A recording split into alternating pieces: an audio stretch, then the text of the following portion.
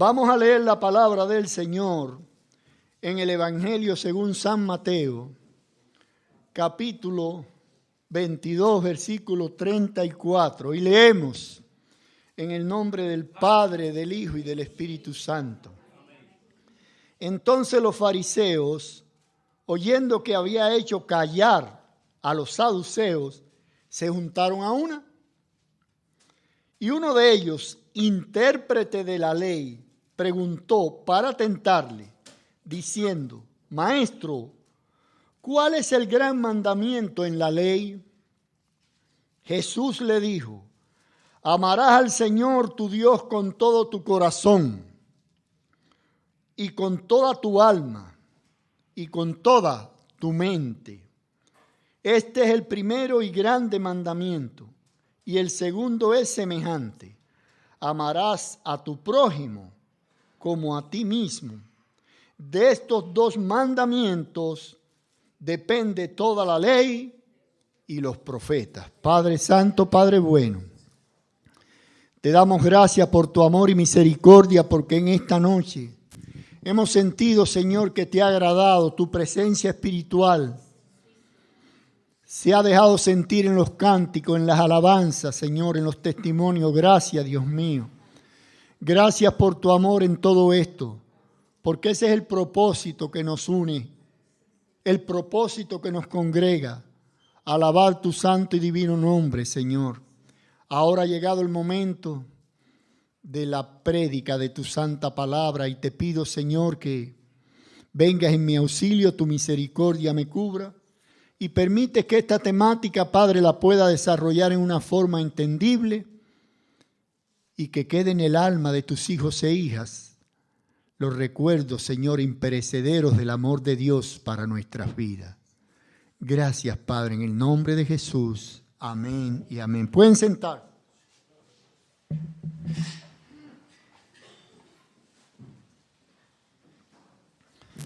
Qué lindo es el Señor. Vamos a tratar en esta noche la temática del gran mandamiento. Es interesante cuando en la palabra leída es precedida, es el segundo día de Jesús haber arribado a Jerusalén.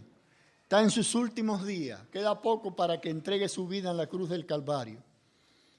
Y desde que llegó en el día anterior a Jerusalén ha sido una confrontación total con las autoridades religiosas de entonces, los saduceos, los fariseos, los escribas, los doctores de la ley. Yo me gozo cuando yo leo esto de que, porque nos enseña cómo nosotros debemos contrarrestar a aquellos que difieren y a veces se tratan de burlar de nosotros. Jesús, estoy haciendo un poquito de historia precedente para que se entienda a dónde vamos. Jesús había arribado el día anterior a Jerusalén y había echado del templo fuera a los que estaban haciendo negocio en el templo.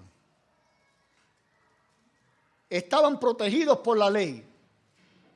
La ley decía que los que vivían lejos de Jerusalén, para traer animalitos al holocausto, lo compraban allí, porque no podían traerlo de muchos kilómetros. Pero habían exagerado la nota y hacían cosas que no debían. Y el Señor entonces llegó, dice que volcó la mesa de los cambistas, o sea, los que cambian dinero, los echó fuera a todos ellos. ¿Y saben qué hizo después? En el templo se puso a sanar a los cojos y a los ciegos que venían, dice la Biblia. ¿Y cuál fue el resultado? Se enfureció Satanás en la persona de los saduceos y los fariseos.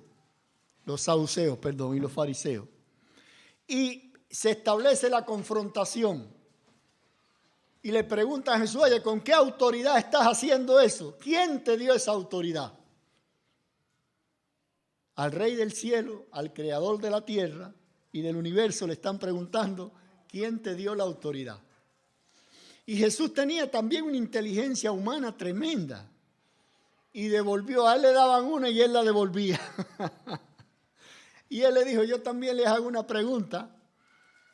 ¿El bautismo de Juan era de Dios o de los hombres? Y ahí los paró de cabeza. Y después relata dos parábolas que los labradores malvados y la fiesta de boda, que en una forma velada habla de la maldad de todos ellos, las autoridades religiosas. Y el hecho de que no lo aceptaban y lo rechazaban, ¿sabe cuál era? Porque ellos vivían de figurar. Dice el Señor Jesús que se reconocían unos a otros, buscaban el reconocimiento humano y no buscaban el reconocimiento de Dios. Y cuando viene un hombre allí en medio de ellos y no le importan las autoridades religiosas, no le importa que lo aplaudan, no le importa nada, y empieza a trabajar para el Señor, eso choca con ellos. Son dos sistemas de vida completamente diferentes. Y siguen provocándolo. Y entonces le hacen una pregunta los fariseos y le dicen que si es justo pagar tributo al César. Lo que nosotros pagamos aquí eran aquellos los tributos, tentándole para poder acusarlo. Pero de nuevo la inteligencia fulgurante de Jesús. ¿Sabe lo que hizo? Le pidió una moneda, dice, dame acá una moneda. Y las monedas de entonces en el Imperio Romano, por ley del imperio, se acuñaba la imagen del César, del emperador. Y él coge la moneda y le enseña y dice, ¿de quién es esta imagen? Y le contesta, del César. Todo el mundo le tenía miedo al César. Y entonces él sencillamente así, con una calma extraordinaria, dice, pues denle al César lo que es del César y a Dios lo que es de Dios. Entonces los saduceos, fíjense, ellos son enemigos. Los saduceos y los fariseos creían en diferentes cosas. Ahora vienen. Pero sin embargo, el odio que le tenían a Jesús era más grande que la diferencia entre ellos. Y se pusieron de acuerdo para hacer caer a Jesús, para tentarlo y que cayera. Y entonces los saduceos, que no creían en la resurrección, vienen donde Jesús y le hacen la historia de 7 hermanos que se casaron con la misma mujer. Y la ley de Moisés decía que cuando un hermano moría con una mujer, el siguiente tenía que casarse y darle su apellido. Y si tenía el primer hijo, era del muerto. Esa era la ley.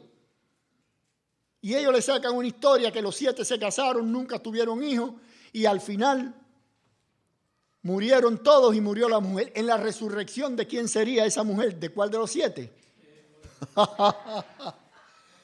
Y la respuesta enfurece más a los saduceos. Dice, ustedes hierran porque desconocen las escrituras y el poder de Dios. Qué forma de contestar más diplomática y aplastante. Y entonces le habla que en la resurrección seremos como ángeles, que ni nos casaremos ni nos daremos en casamiento. Se callan la boca. Esos fueron los saduceos. Ahora vamos a lo que leímos. De nuevo vuelven los fariseos. Y un intérprete de la ley, de la gente que más sabía. Cuando se decía intérprete de la ley era lo máximo que había en el conocimiento de la ley de Moisés. Le hace la pregunta, esta que nosotros leímos.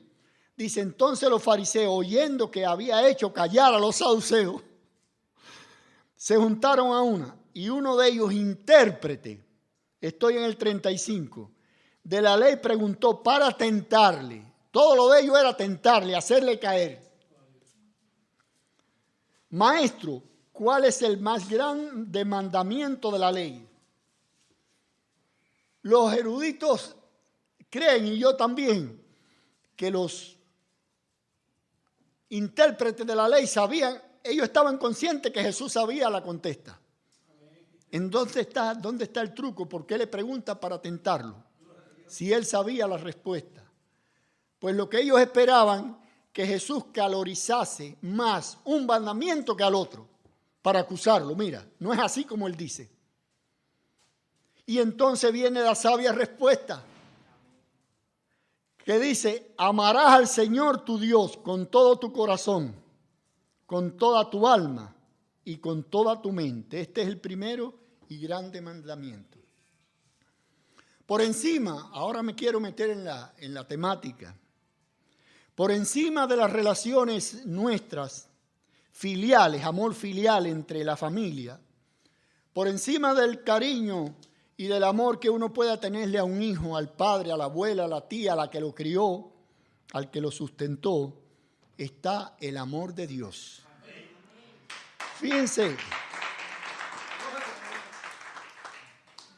Fíjense que el Señor lo pone por sobre todas las cosas.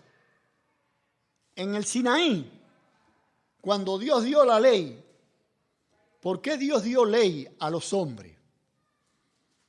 Porque eran pecadores, porque hacían cosas que a Dios no agradaba. Y entonces establece algo supremo en medio de ellos. Venían de un pueblo idólatra. Tenían muchos dioses los egipcios. Ellos salieron de allí y ahora la ley establece que hay un solo Dios. Y que toda la energía mental, física y emocional, antes, ahora y siempre, debe ir a amar a ese Dios que hizo el universo, que hizo el mundo, que nos hizo a nosotros, que nos sostiene, que nos alienta, que permite que yo tenga una familia y ustedes también, que permite que hagamos cosas maravillosas. Esa fue la razón. El amor a Dios. El amor a Dios por encima de todas las cosas. Jesús llega a decir en los evangelios que el que quiera padre o madre o hijo o hermana no es digno de mí. ¿Por qué lo dice? Para establecer precisamente eso, que el amor de Dios debe estar por encima de todas las cosas. Porque el que permite que usted tuviera hijo o tuviera madre es el Señor. Amén. Cuando el vientre de una mujer concibe es un milagro del cielo. Cuando un niño viene al mundo es un regalo de Dios. Es una dádiva. ¿Qué regalo? Cuando dos seres se juntan y se aman y establecen una familia, eso lo está permitiendo Dios. Uno nació allá lejos, el otro por acá, pasa el tiempo y Dios permite que se conozcan y después se casen y establezcan una familia. Eso solamente lo hace Dios. ¿Entienden? Por eso es que a ese Dios tan grandioso hay que amarle por encima de todas las cosas. Pero ahí no se queda el Señor. Esa es la relación mía, suya con Dios. Pero hay una relación diaria que aparte de mi trato con Dios tiene que ver con mis prójimos. ¿Y cómo debe ser mi trato con el prójimo? Y la ley y el propio Jesús aquí repiten que hay otro que junto con el primero, hacen el compendio, el conjunto de toda la ley, está representado en dos. Amar al Señor por sobre todas las cosas, con toda la fuerza, con todo el corazón y con toda la mente, y a tu prójimo como a ti mismo. Y dice el Señor, de estos dos mandamientos dependen la ley y los profetas. Qué lindo, ¿verdad? ¿Por qué debemos amar a Dios? Entre las múltiples razones que hay, que nos los exige el mismo Dios que es nuestro creador, porque las bendiciones que recibimos de Dios, del que ama, el que ama a Dios es compensado, es retribuido con bendiciones que el que no lo ama, que el que no le busca no tiene. Hay un tipo de gozo que las canciones cantan, el gozo de la salvación, no lo puede sentir aquel que no ha permitido que el Señor venga. Porque cuando el Señor viene, mora dentro de mí, es el Espíritu Santo dentro de mí.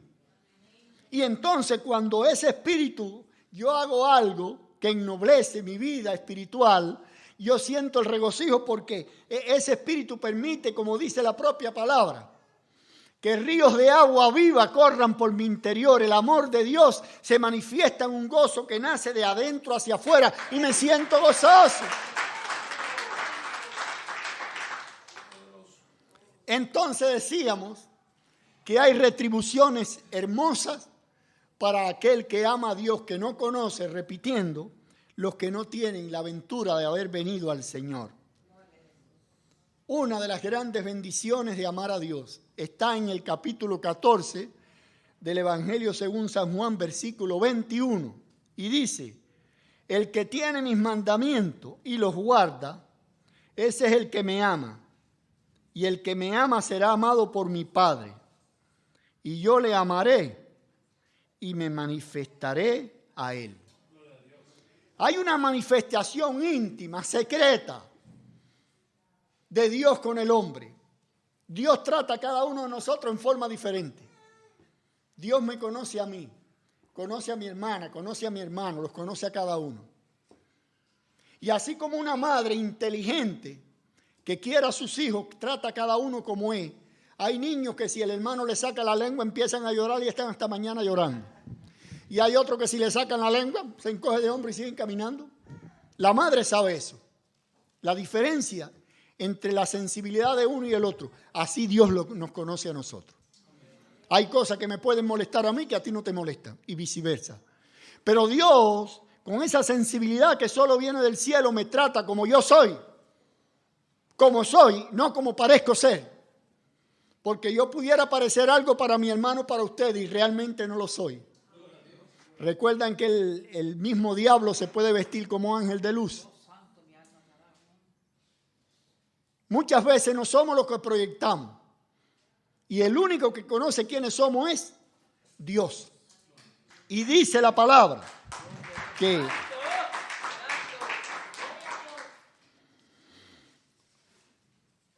hay una comunicación íntima como la que tuvo el apóstol Pablo, por ejemplo.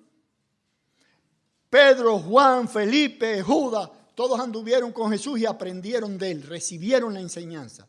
Pero Pablo no le conoció en vida. Y sin embargo, Jesús se le aparece.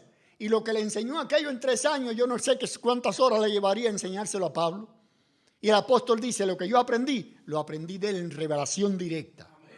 Esa es la comunicación íntima. Hay personas, y no estoy criticando, pero que exageran, Dios le habla a todas horas. Y a veces uno mira su vida y no corresponde con su testimonio. Pero hay personas cristianos que realmente Dios sí les habla. Y le habla cosas que vienen de arriba. ¿Entienden? Esa es la comunión íntima que se refiere aquí. Dice, el que ama, el que me ama, el que tiene mi palabra, primero tiene que tenerla. Para tenerla hay que estudiarla, aprenderla. Después guardarla en el alma, en la mente, en el corazón, para ponerla por obra. Y dice que el que hace eso, el Padre nos ama. Y como el Padre nos ama, el Hijo nos ama y se manifiesta personalmente a mí. Se me manifiesta en sueños, se me manifiesta en revelaciones. Esa es una delicia, esa es una experiencia extraordinaria. Los grandes visionarios espirituales tienen el trato directo de la comunión de Dios.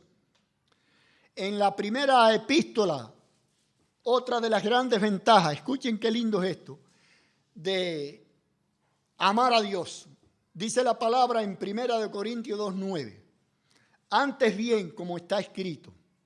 Fíjense, una expresión hermosa. Cosas que ojo no vio, ni oído oyó, ni ha subido a corazón de hombre, son las que Dios tiene guardadas para los que le aman. Para los que le aman. Para los que le aman. Cosas maravillosas. Dice el apóstol Pablo en el capítulo 12 de la segunda de Corintios, que él fue trasladado al cielo y oyó cosas inefables allá arriba, que cuando descendió no le fue permitido decir en la tierra. Se lo llevó a la tumba. Nunca sabremos qué le dio, qué fueron aquellas palabras preciosas, aquellas expresiones sublimes, inefables, incomparables, que el apóstol Pablo oyó en el cielo. Pero este versículo me dice a mí que si yo amo a Dios, cosas maravillosas que yo no he podido ni siquiera imaginar, ni yo he visto nunca, Dios tiene guardado para mí porque le amo y para todo el que le ama. Por encima de todo, permítaseme, y no estoy pensando en nadie ahora, pero hay que aclarar las cosas para que después no digan, el pastor nunca habló de eso. Si usted dice que ama a Dios y en el primer cumpleaños de su suegra o del tío de su novia, porque a veces van tan lejos, no viene a la iglesia, o porque recibió a un pariente que vino de donde vino, no me venga al otro día a decir que yo ya amo a Dios con todo mi corazón. Porque cuando, vamos a hablar ahora con los que son casados y un día se enamoraron, al primer vistazo, Cupido tocó su vida, usted lo dejaba todo para ir a ver a su novia o a su novio, ¿verdad que sí? Y entonces ahora, porque llegó un pariente, una pariente, ay, de improviso, tráigalo para la iglesia, zángano. ¿Cómo usted se va a quedar? ¿Cómo usted va a hacer lo que hace, lo que quiere una persona que venga por mucho que la ame? ¿Está Dios primero o no está primero? Y si Dios está primero, nosotros nos reunimos aquí no para socializar. Jesús fundó la iglesia para que nos reuniésemos para adorarle a Él, para la expresión de un sentimiento de gratitud, poder mostrárselo a Él. Cuando alabamos, cuando cantamos, cuando testimoniamos, le estamos diciendo a Dios: Señor, te amo y reconozco lo que has hecho por mí. Pero repitiendo, y me duele porque algunos de ustedes lo han hecho, y yo no le digo nada, yo digo, un día se van a dar cuenta, verdaderamente, cuando usted clame: Señor, porque la Biblia dice, clama a mí, yo te responderé. Y yo lo único que le pido a Dios, el día que estén clamando a ti, recuérdale, escúchalo y resuélvele el problema. Pero recuérdale el día que no vinieron al templo porque vino esto, aquello, el otro, el demás. Dios está primero. Qué lindo es el Señor.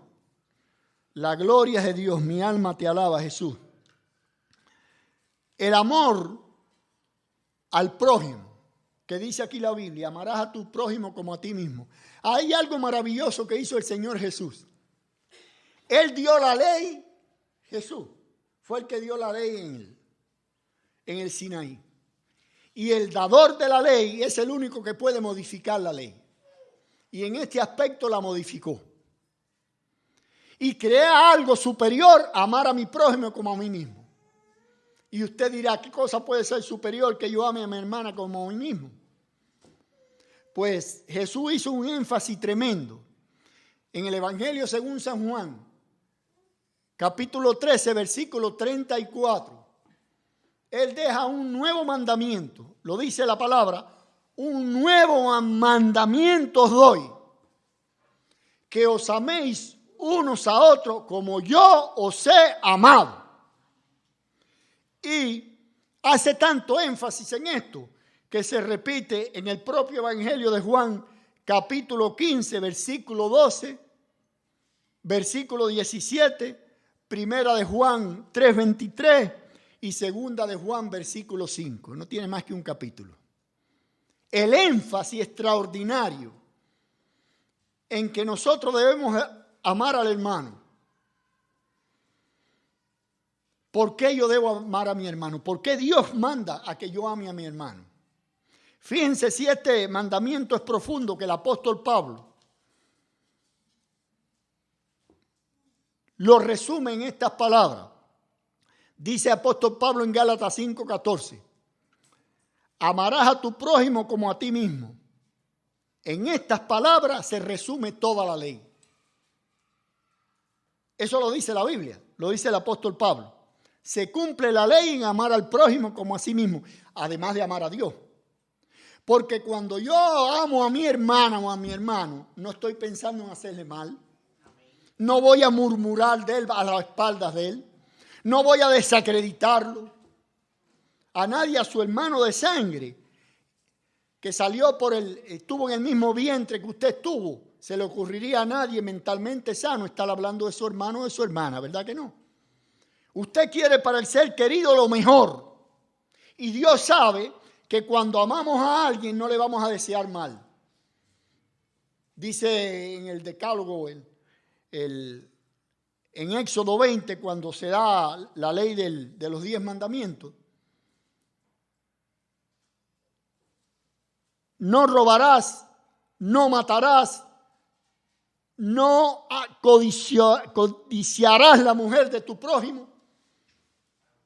Eso no lo hace el que quiera a sus prójimos. Ese asesino que cogieron por ahí ahora, violador, que hasta mató a una muchacha. Ese no quiere ni al gato, ¿verdad que no? La persona que no tiene amor de Dios en su corazón es capaz de hacer las barbaridades más grandes que hay. Esos grandes asesinatos que se cometen de los individuos que ponen una bomba y estallan. Ese individuo no tiene a Dios en su corazón.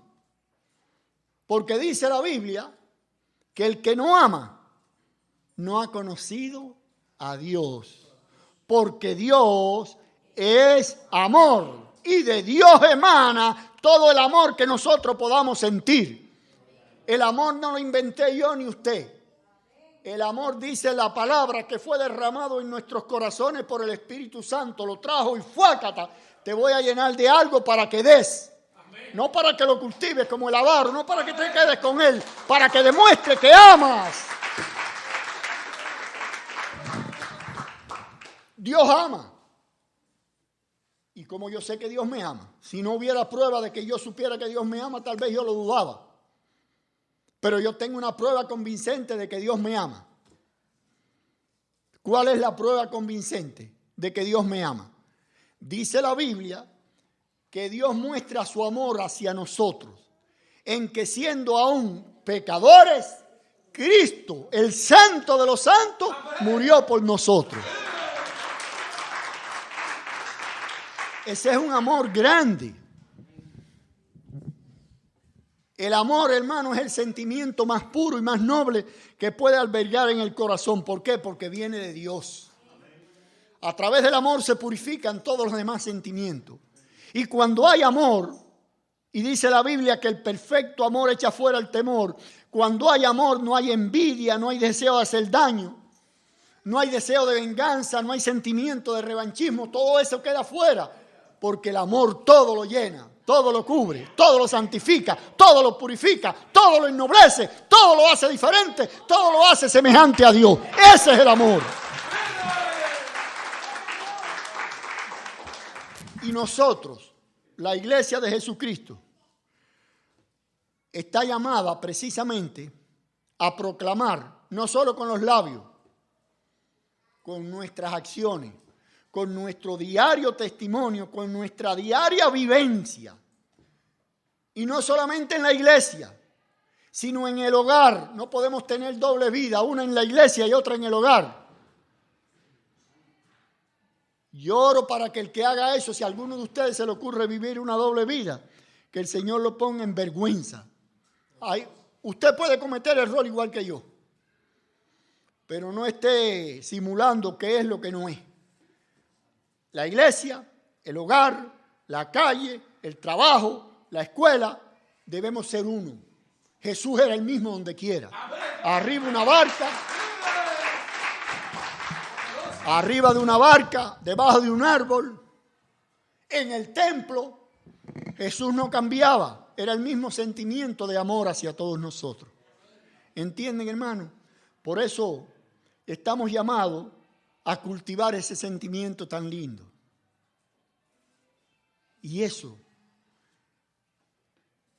es lo que yo llevo en el alma y le pido a Dios que me deje expresarlo, que me dé la forma y manera, que me dé la unción para llevar al corazón de esos niños el 25 de abril, si Dios lo permite, el sentimiento de amor, que cultiven el amor en sus vidas.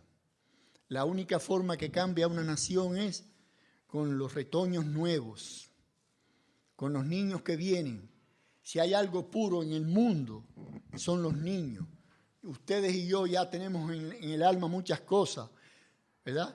Que aunque vamos a ser recibidos en el cielo, pero cosas que no podemos hacer por nuestra vida pasada. Y dirá, ¿y eso por qué? Pues mire, les voy a poner un ejemplo bíblico para que no se me achicopale. El sueño de David, el rey, el hombre más cerca que vivió del corazón de Dios, dice este libro. Tuvo un sueño, tuvo una visión. ¿Saben cuál fue? Edificarle un templo grande a su Dios. Reunió todos los materiales necesarios. Y había un profeta, un hombre de Dios muy amigo de él, y le dijo, oye, Natán, voy a hacerle una casa a Dios. El templo de Dios. Y el profeta, sin pensar, sin meditar, todo lo que se haga para Dios es bueno. Sí, pero todo el mundo no lo puede hacer. Y Natán le dijo, pero está bien, hazlo, me parece muy bien. Y cuando Natán viró la espalda a Dios, lo llamó y le dijo, dile a David que él no me puede hacer el templo porque sus manos han derramado mucha sangre. El pasado de David impidió que Dios lo escogiera para edificar el templo. ¿Qué les parece? ¿Y quién lo hizo? Lo hizo el Hijo. Y cuando se comparan ambas vidas, desde el principio al final, David se mantuvo puro hasta el final de su vida, murió en una cama a los 70 años y Salomón lamentablemente le falló a Dios posteriormente aquello. Pero se entienden cosas profundas que uno no entiende y que uno no conoce porque Dios no lo ha revelado todo. Nos lo ha revelado lo suficiente para creer, para tener fe y para ser salvo. Y cuando usted no entiende una cosa como muchas de las que yo no entiendo, déjeselo a Dios. Eso le pertenece a Dios. Lo que me ha revelado es mío y suyo. Lo que no ha revelado es de Él, le pertenece a Él. Tal vez un día, cuando lleguemos a su presencia, vamos a saber el porqué. Ya no nos interesa de saberlo en la tierra. La vida del ser humano, la Biblia la compara muchas veces a una hoja, a una flor que por la mañana está y por la tarde se fue, a la neblina que cuando sale el sol se disipa. Esa es la vida. Hombres grandes que estremecieron una vez al mundo y cambiaron el curso de la historia.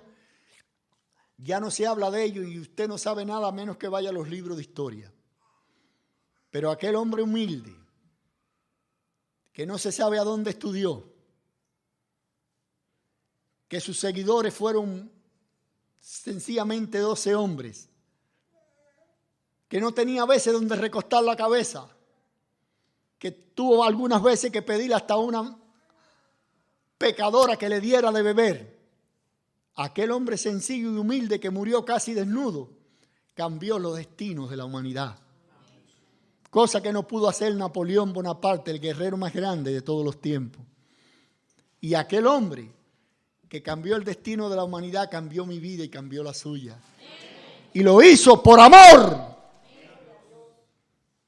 Las obras del amor son imperecederas, eternas, inmortales.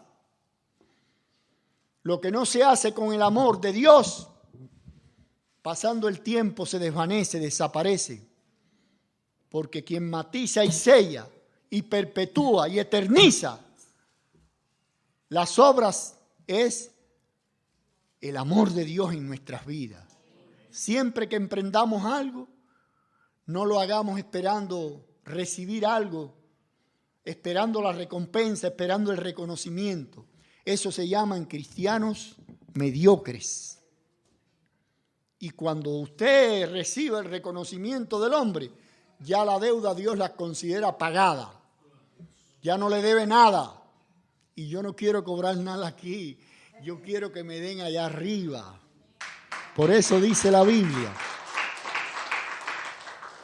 Por eso dice la Biblia que todo lo que hagáis, hacedlo como para Dios y no para el hombre, sabiendo que de Dios recibiréis la recompensa de la herencia, porque a Cristo el Señor servimos. Vamos a ponernos de pie. Aleluya.